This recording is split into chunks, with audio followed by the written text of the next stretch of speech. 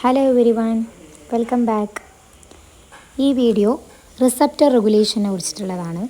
വളരെ സിമ്പിളായിട്ടുള്ള ഒരു ടോപ്പിക്കാണ് റിസപ്റ്റർ റെഗുലേഷൻ.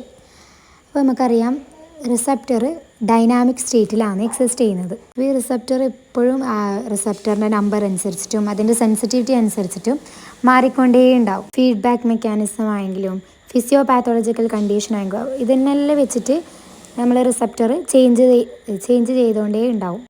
അപ്പോൾ റിസപ്റ്റർ റെഗുലേഷന് രണ്ട് ടൈപ്പാണ്. ഒന്ന് up regulation, next one down regulation.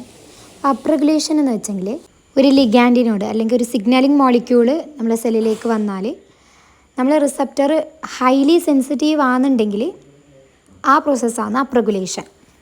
For example പറയുകയാണെങ്കിൽ നമ്മളെ ബോഡിയിൽ റിലീസ് ചെയ്യുന്ന ഓക്സിറ്റോസിൻ, പ്രഗ്നൻസിയുടെ സമയത്ത് റിലീസ് ചെയ്യുന്ന ഓക്സിറ്റോസിന് എന്തുണ്ട്, നമ്മുടെ യൂട്രസ് ആയിട്ട് ഹൈപ്പർ സെൻസിറ്റിവിറ്റി ഉണ്ട്. അതുകൊണ്ടാണ് പ്രഗ്നൻസീൻ്റെ അവസാന സമയമാകുമ്പോഴത്തേക്ക് ഓക്സിറ്റോസിൻ്റെ നമ്പർ ഇൻക്രീസ് ചെയ്യുന്നില്ലേ. അതെന്തുകൊണ്ടാണ്? ഓക്സിറ്റോസിന് യൂട്രസ് ആയിട്ട് ഹൈലി സെൻസിറ്റീവാണ്. അപ്പോൾ ഇങ്ങനെ ഓക്സിറ്റോസിന് റിലീസ് ചെയ്യുന്ന സമയത്ത് നമ്മൾ യൂട്രസിലുള്ള ഓക്സിറ്റോസിൻ സ്പെസിഫിക് റിസപ്റ്റർ എന്ത് ചെയ്യും, ആ ഒരു ഓക്സിറ്റോസിനായിട്ട് ഹൈലി സെൻസിറ്റീവ് ആവും. അപ്പോൾ നമ്മളെ പിന്നെയും ഓക്സിറ്റോസിന് റിലീസ് ചെയ്തുകൊണ്ടേ ഉണ്ടാവും. പിന്നെ അപ്പ് റെഗുലേഷന് കാരണം നമ്മൾ ആൻറ്റഗോണിസ്റ്റ് പ്രൊലോങ്ഡ് ടൈം അഡ്മിനിസ്റ്റർ ചെയ്യുമ്പോൾ നമ്മുടെ റിസപ്റ്ററിൻ്റെ നമ്പറിലെല്ലാം ഇൻക്രീസ് ഉണ്ടാവും.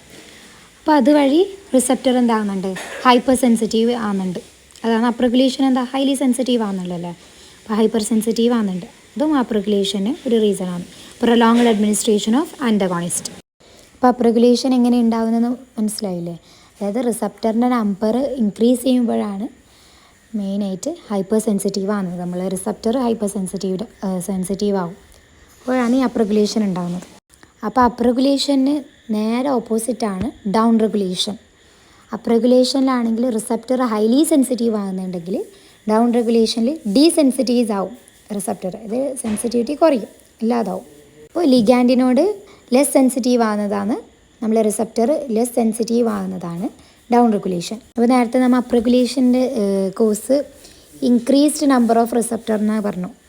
ഇവിടെ ആണെങ്കിൽ ഡിക്രീസ്ഡ് നമ്പർ ഓഫ് റിസപ്റ്റർ, പിന്നെ റിസപ്റ്റർ ഡീസെൻസിറ്റീവ് ആവും. ഇതെല്ലാം ഇതിൻ്റെ കോഴ്സ്.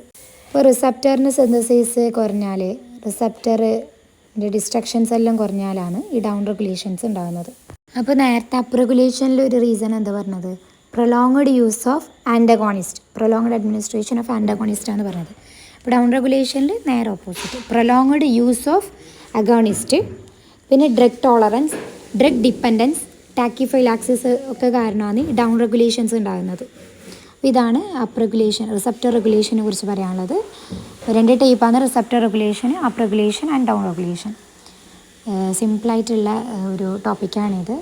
2 മാർക്കിനെല്ലാം ചോദിച്ച് കാണുന്ന ഒരു ടോപ്പിക്കാണ്. നെക്സ്റ്റ് വീഡിയോയിൽ പുതിയൊരു ടോപ്പിക്ക് ഡിസ്കസ് ചെയ്യാം. ബൈ.